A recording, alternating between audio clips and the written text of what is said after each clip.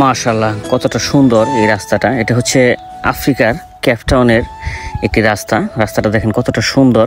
পাহাড় কেটে রাস্তাটা করছে, কিন্তু রাস্তাটা অনেকটা মানে কি বলবো, অনেকটা উঁচু দিয়ে, মানে এই রাস্তার বাম পাশে কিন্তু একদম খাত, মানে অনেকটা নিচে। এটা কিন্তু পাহাড়ের মাঝামাঝি যে স্থান আছে, পাহাড়টাকে কেটে কিন্তু এই রাস্তাটা করা হয়েছে। দেখেন কতটা সুন্দর এই রাস্তাটা।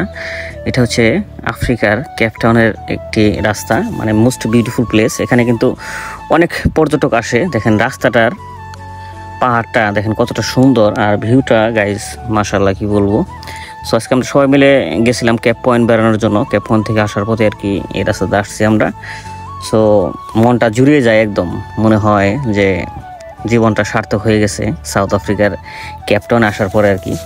মানে কেপটাউনে কিন্তু দেখার মতো এরকম অনেক কিছু আছে। যারা সাউথ আফ্রিকার অন্যান্য প্রভিন্স থাকেন অবশ্যই কেপটাউনে বেড়াতে আসবেন। যেরকম আজকে আমাদের সাথে কিন্তু ওই ডারবান থেকে ভাইরাল ফানি ভিডিও করে মোল্লা ভাই আসছিল, এবং কি আরও অনেকে আসছিল। তাদের সাথে আজকে আমরা মূলত আসছিলাম, কেপ পয়েন্টে গেছিলাম আর কি।